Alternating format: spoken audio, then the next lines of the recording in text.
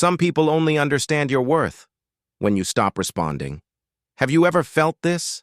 That feeling that the more you try to explain yourself, the further you drift from who you are? It's as if the whole world is provoking you, and your ego is there, ready to scream. But what if true power lies not in reacting, but in staying silent? Carl Jung said that everything that irritates us about others can lead us to an understanding of ourselves. And perhaps that's why silence hurts so much. It's a mirror. When you stay quiet, the other person is forced to face their own noise. And in that emptiness, the truth emerges. It's not revenge.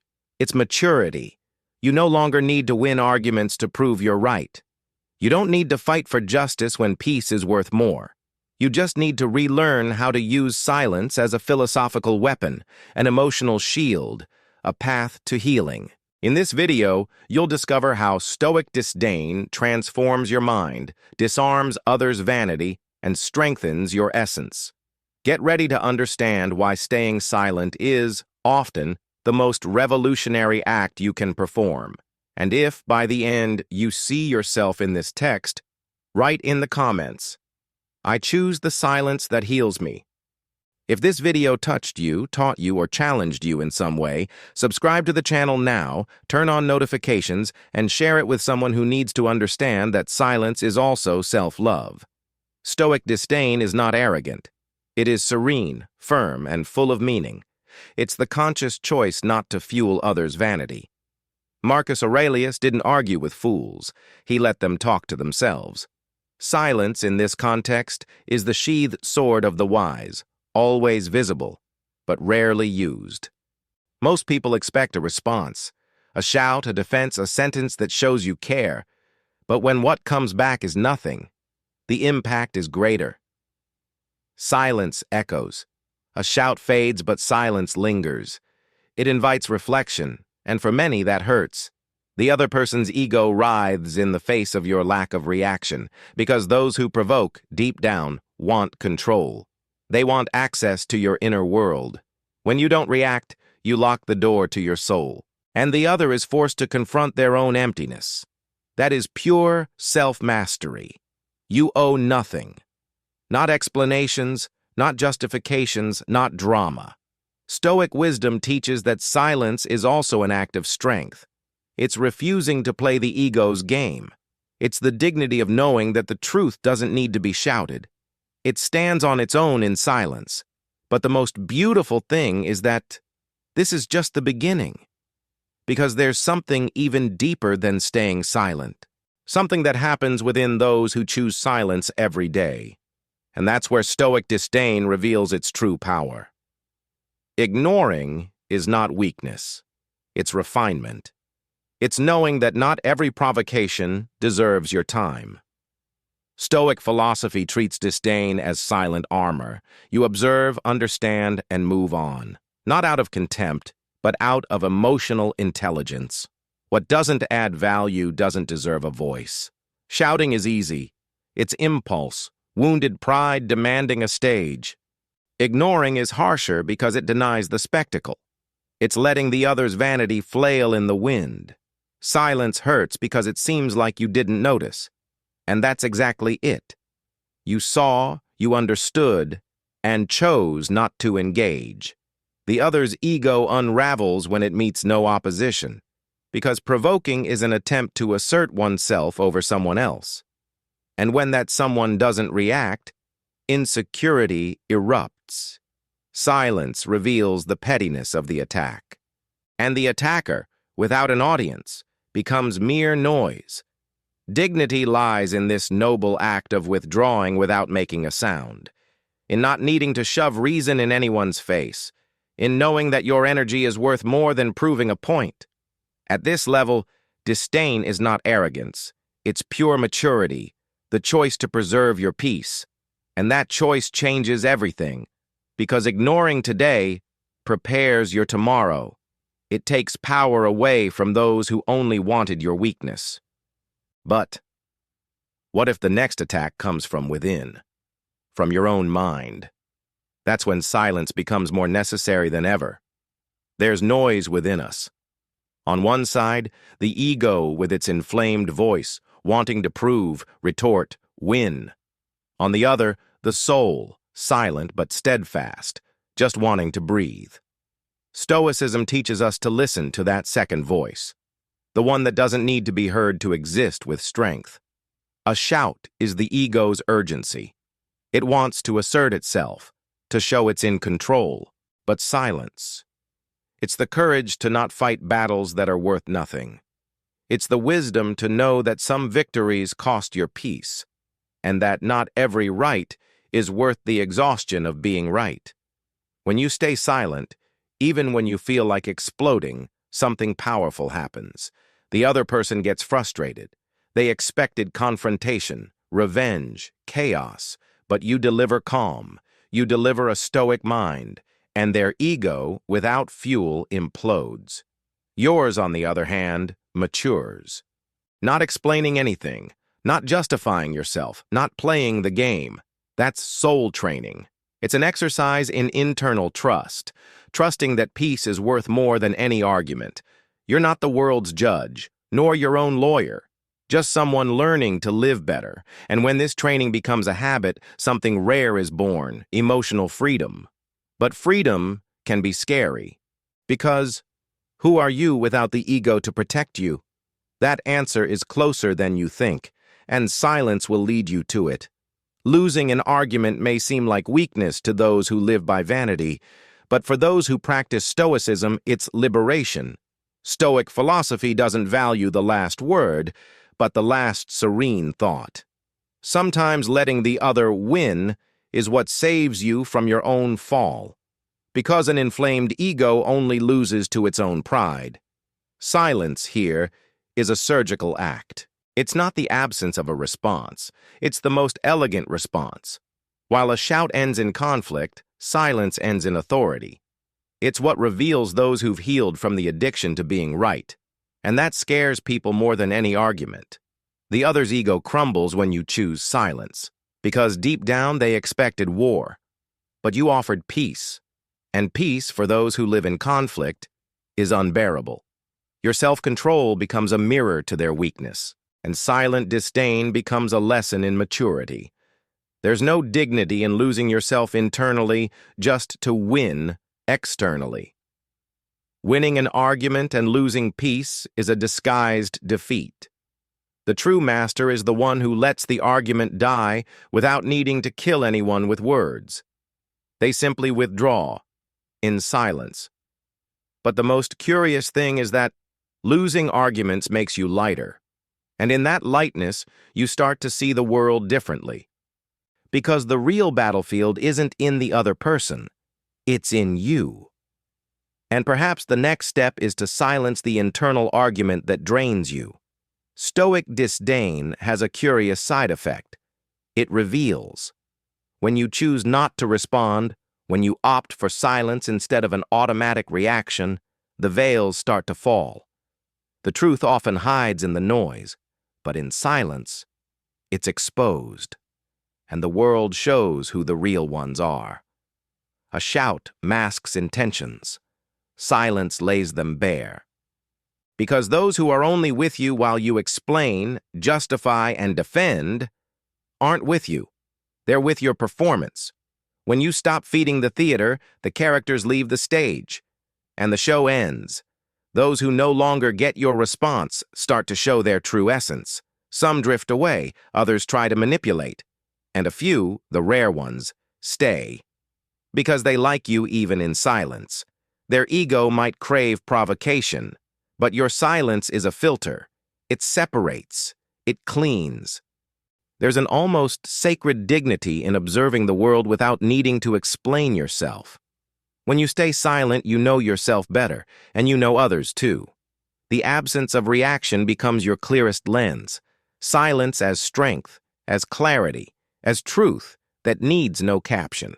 But that clarity comes at a price, detachment, and it's not easy, because silence doesn't just reveal the other, it reveals you. And perhaps in the next silence, you'll realize that what hurt you most was your need to be understood. Silent disdain doesn't raise its voice. point fingers, or cause a scene. It simply withdraws. But that withdrawal carries the weight of an avalanche for those expecting confrontation. Stoicism teaches that true power lies in self-control, and sometimes staying silent is the most elegant way to win. Silence is a polite humiliation. It doesn't attack, but it doesn't validate either. It simply shows, without words, that the other no longer has access to your energy. And that's harsher to a needy ego than any insult. A shout ends quickly. Silence has no end. When you don't react, the other's ego collapses because they wanted attention, pain, scandal, and you gave nothing. That frustrates, destabilizes, and confuses. Your noble disdain becomes a mirror to their pettiness, and you move on without staining your soul, not giving a word, not giving a reaction, not giving satisfaction. That's emotional superiority. It's knowing that your presence was already enough, and that its absence now says everything that needs to be said. Dignity lives in that dry, clean, silent gesture. And in the end, the silence that destroys also heals. It heals you from the cycle of reactivity. It heals the other from the illusion of control. But the strongest part is yet to come. When you learn to use silence not just as a defense, but as a form of inner liberation. Stoicism teaches that not every wounded ego needs to be healed with justice. Sometimes it just needs silence, because some pains come not from the offense, but from the expectation of being understood. And expecting justice from the world is too heavy a burden. True relief comes from within. A shout demands justice. Silence delivers peace. Those who stay silent aren't giving up. They're choosing something greater. The Stoic mind understands that not every battle is worthy of a sword, and that the desire to prove something is often the ego begging for a stage. The soul, in silence, asks for lightness. When you don't react to a wounded ego, something changes in the one who hurt you. The absence of your defense leaves them with their own reflection. And that bothers them, because those who provoke expected a reaction. By not giving one, you deliver a lesson. True strength doesn't respond. It transforms. Not explaining yourself is sometimes the most sacred act of self-love. It's saying, without words, I know who I am, and I don't need to convince anyone of that. Silence as a shield, as a Stoic response, as mental reprogramming. It's the emotional maturity of someone tired of fighting for justice. But the greatest challenge is yet to come. When you understand that the most powerful justice isn't external, it's your heart at peace with everything left unanswered. And then, a new level of silence emerges, one that begins in the soul and reverberates in the world. Noble disdain is not arrogance, it's the protection of your essence. It's born from the silence that comes after understanding. Marcus Aurelius taught us that greatness lies in ignoring offenses, not overcoming them. And that's an art, letting pride shout alone, while wisdom rests. The shout of pride is deafening. It wants to prove, justify, be heard. But wisdom doesn't compete, it whispers, and those who are attentive hear it. Silence, in this scenario, is the choice of those who don't need the last word. Because a soul at peace doesn't need to win arguments. By not reacting, you don't erase yourself, you reveal yourself. The other's ego, used to conflict, is frustrated by your serenity. They expected war, but you brought silence. They expected drama, but you brought balance. And noble disdain becomes a mirror of your maturity, not explaining, not defending, not retorting, just existing with firmness and peace.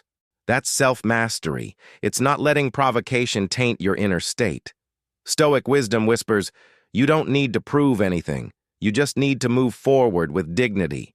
And when you become intimate with this silence, you discover something even deeper, That true disdain isn't about the other. It's about what you're no longer willing to carry within yourself. And in that relief lies the next step of your evolution. The sharpest retaliation is the one that doesn't wound. It reveals. Stoicism doesn't teach you to attack, but to rise. When you respond with silence, you're not fleeing. You're positioning yourself above. Silent disdain doesn't seek revenge. It seeks transcendence. And that's what disarms. Those who live by vanity expect a reaction. They expect scandal, a sharp retort, an inflamed ego.